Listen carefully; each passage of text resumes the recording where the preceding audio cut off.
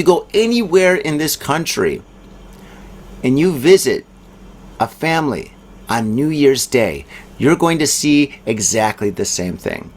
The husband and the wife will be together with their children and their grandchildren and their parents and their grandparents and their great-grandparents if they're still alive, plus their uncles and aunts and cousins. The whole family gets together and they enjoy this couple-day-long meal together. And it's very, very special because everybody's together and everybody's talking about life. They're talking about their lives, what they accomplished this year, what they're going to challenge next year, and their successes and failures of the previous year. They get together and they talk about just being alive and how much they enjoy being alive. It's great. It's beautiful. It's a beautiful part of Japanese culture. I love it. Every single year, I love it.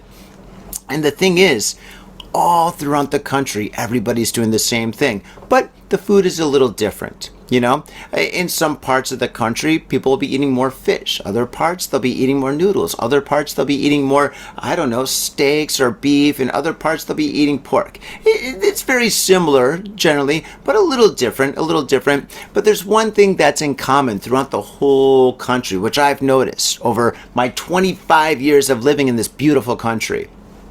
On every single table, there is a basket of Mikans. Japanese tangerines, these beautiful things right here.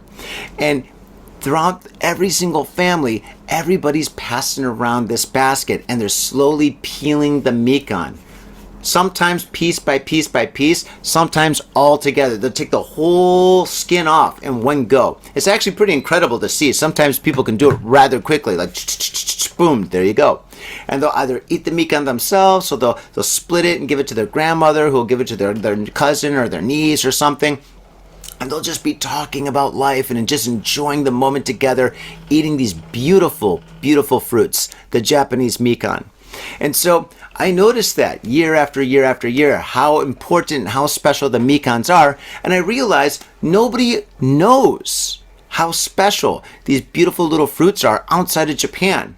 So I, being an artist, created hundreds of paintings of Mikans. I created so many Mikans in my popsicle style.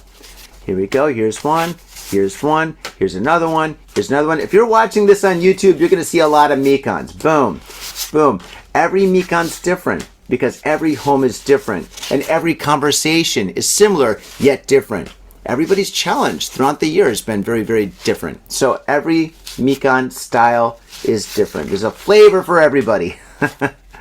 So yes, I love Japanese Mikans. And so what I want to do right now is just introduce how important the Mikan is in Japanese culture and how nobody knows about it. When all these foreigners and tourists come to Japan, they're like, oh, I like sushi, I like ramen, oh, I really like to drink Asahi Super Dry, which is great. Which is fantastic. I love sushi too. Ramen, amazing. Japanese beer, love it to death. But the thing is, nobody talks about the Mikan.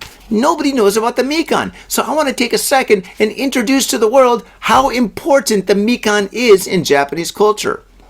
And so if you're visiting Japan around this season, notice that there's Mikans for sale everywhere. Oh yeah, they're everywhere. In fact, actually, they're not for sale. They're for sale, but kind of expensive this year. I bought a bag of 5 for like 600 yen. That's a lot of money here. Probably not for you guys if you're visiting the country, but for us, that's a lot of money. So anyway, I got my bag of Mikans, and I'm going to take this to my in-laws, and we're going to have a marvelous dinner. And I'm sure they're going to have a bag of Mikans too, but since they're kind of expensive, I want to bring my own and be like, hey, I got some Mikans. And then we are going to sit down, and we're going to eat some food, and we're going to drink some beers, and some wines, and some nihonjus, and some shochus. And we're going to eat some Mikans and talk about life, just like everybody else is doing in Japan. So if you're coming around this season, or maybe this season in the future, make sure when you visit somebody's house, you bring some Mikans. Mikans are important. It's the most important fruit, I think, in Japan. Woo! All right.